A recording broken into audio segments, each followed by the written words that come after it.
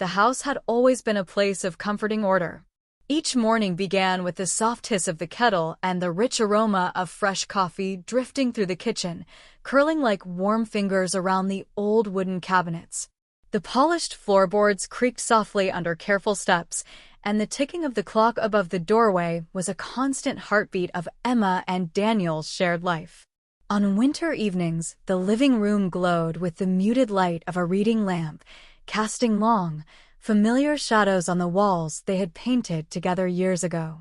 Daniel was a man of few words, his presence calm and unshakable, like a stone wall standing firm against every storm. At first, his quiet ways felt like safety. Emma could lean against his solid silence and believe that nothing in the world could harm her as long as he was near. His eyes rarely betrayed his thoughts, and she used to find it comforting, a steady gaze, a predictable rhythm. There was a time she cherished the peace of it all, a time when Daniel's quiet strength made her feel protected. But as the years slipped by, the silence thickened. It seeped into the evenings like an invisible fog, filling the spaces between them. Their dinners turned into quick meals eaten in front of the television, each of them watching separate screens, even while sitting side by side. Conversations shrank into polite exchanges. Did you pay the bill? What time will you be home? The warmth and playfulness that once danced in their words long since vanished. Sometimes, Emma would catch herself watching Daniel from across the room. He would sit with his shoulders slightly hunched, eyes fixed on the flickering TV, his face illuminated by cold blue light. She'd remember the nights when they used to talk for hours about everything and nothing, lying tangled in bed with no sense of time. Now, even when he was inches away, he felt as distant as the moon outside their window. In the quiet moments after Daniel went to bed, Emma would walk through the darkened house. She'd pause at the doorways of rooms they had once filled with laughter and whispered secrets, the kitchen where they cooked meals together, the hallway where they danced on a whim late at night, the small balcony where he used to wrap his arms around her shoulders and promise her everything would always be okay. Now, these spaces felt frozen, like scenes in a play that had ended long ago. She often wondered when exactly things had changed. Was it gradual, like a tide slowly pulling away the sand beneath their feet? Or had there been a single moment, a word left unsaid, a hurt left unhealed, that set them drifting apart? Most nights, she fell asleep trying to remember, only to find herself waking with a hollow ache that refused to fade. Yet every morning, she brewed the coffee just the way Daniel liked it. Every evening, she turned on the lamp beside his chair before he came home. Habit or hope, she wasn't sure anymore. But in those quiet routines, she clung to the memory of who they used to be, even as she feared the silence had already swallowed them both. One evening, as rain tapped softly against the windows and wind sighed through the trees outside, Emma decided to finally sort through the boxes in the attic. She climbed the narrow staircase, feeling the familiar creak of the steps beneath her feet. The attic smelled of old wood and forgotten summers, a scent that carried the ghost of memories long buried under layers of time. She pulled an old, dented suitcase into the circle of light cast by the single dangling bulb. Dust swirled in the air, sparkling faintly like tiny stars. Inside the suitcase were stacks of letters, faded ticket stubs, postcards from places she had once dreamed of visiting.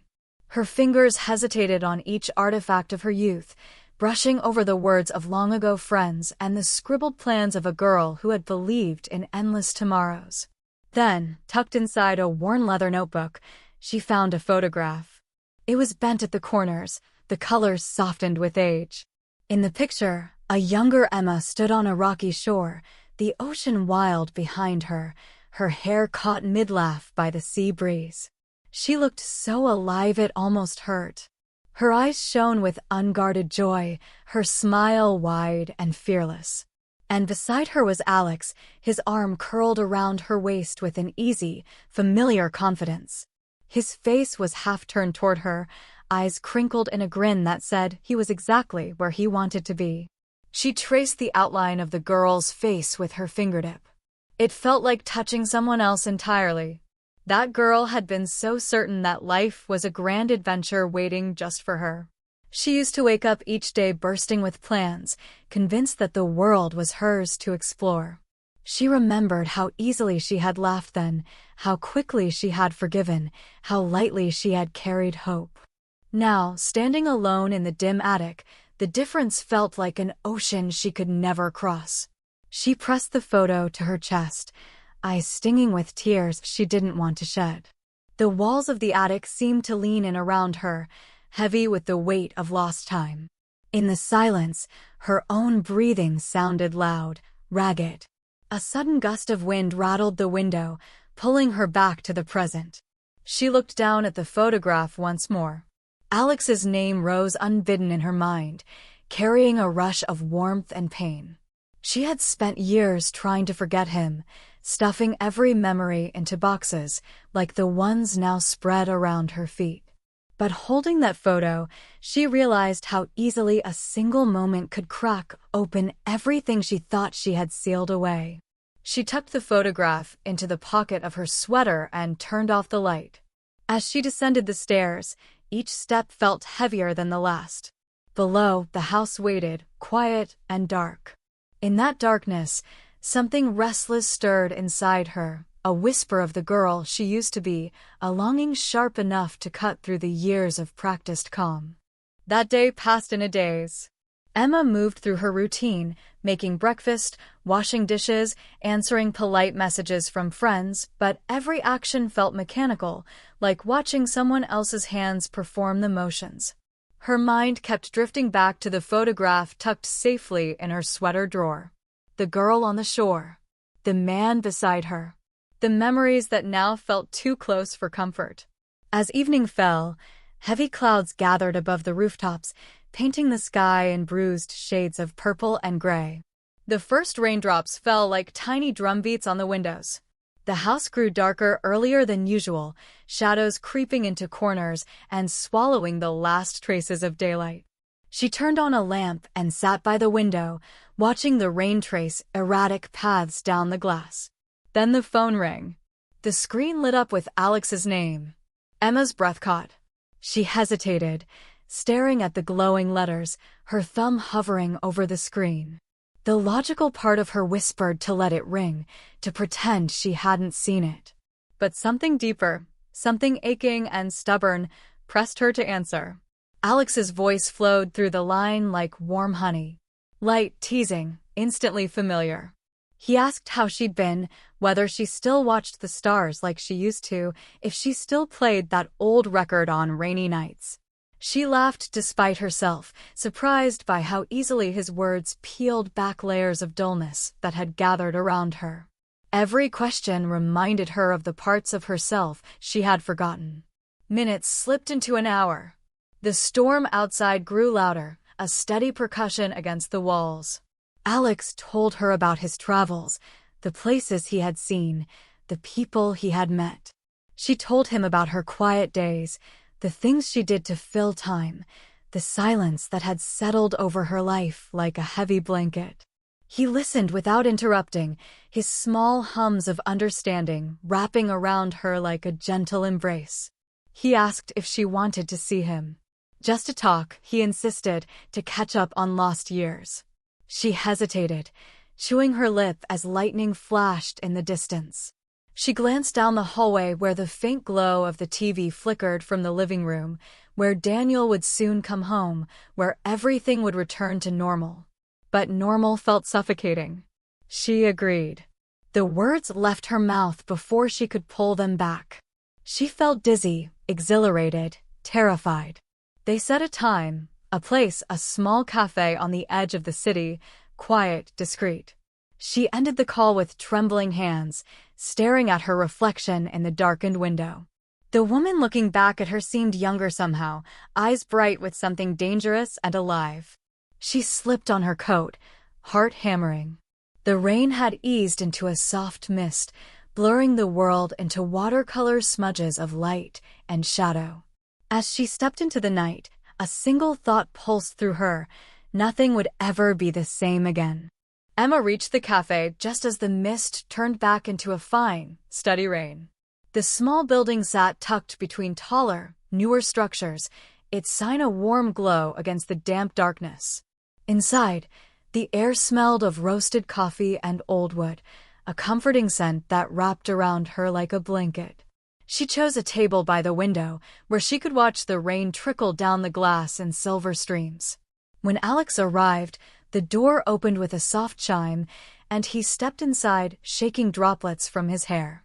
He saw her instantly, and the smile that spread across his face was so open, so easy, that it made her chest ache. He sat down across from her, eyes searching hers, as if reassuring himself she was really there. They talked. About nothing and everything. About the years they'd lost, the things they'd done, the dreams they still carried in quiet corners of their hearts. Emma found herself laughing, really laughing, the sound bubbling up as naturally as breathing. It felt like rediscovering a secret language, words that made sense only to them, cadences that belonged to another lifetime. Outside, rain fell harder, drumming softly on the roof. They stayed for hours, cups of coffee cooling on the table, neither wanting to break the fragile bubble of their reunion.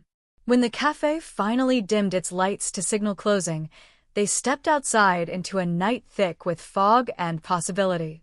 Alex slipped his jacket over her shoulders, his hands lingering on her arms just a moment too long. Under the awning, illuminated by a street lamp that cast golden halos in the rain, he reached out and brushed a damp lock of hair from her face. His touch sent a shiver down her spine, a memory of every time he had once held her like she was the center of his world. She didn't step back. Their lips met, soft and hesitant, then deepening with a hunger that had been building for years. The world around them fell away, the hiss of passing cars, the distant wail of a siren, the glow of neon signs. For that moment, there was only them, two souls colliding after years of orbiting apart. Hours later, when dawn's pale light began to seep into the sky, Emma found herself standing alone on her doorstep. The house loomed quiet, dark, unchanged. Inside, she could hear the hum of the refrigerator, the tick of the clock, the slow breathing of Daniel, who still believed she was his. In the days that followed, Emma and Daniel drifted around each other like ghosts. They exchanged small words about groceries and schedules, but every sentence felt like an echo in a hollow room. Daniel's eyes lingered on her sometimes with a sadness she couldn't name. She caught herself daydreaming about Alex, about the man who had reminded her she was alive, about the possibility of a life bursting with color again. One evening, as the city outside settled into the hush of night, Emma sat alone at the kitchen table. Her tea had gone cold hours ago. In her mind, two men stood waiting, Daniel, offering the safety of routine and the memories of the life they had built, and Alex, promising the rush of something she thought she had lost forever. She felt paralyzed, terrified of destroying everything she had known, terrified of wasting the last chance to find herself again. Staring into the darkness beyond the window, she realized with a hollow certainty she no longer knew where her heart belonged. And the silence that filled the house seemed to whisper that nothing, no matter what she chose, would ever be the same.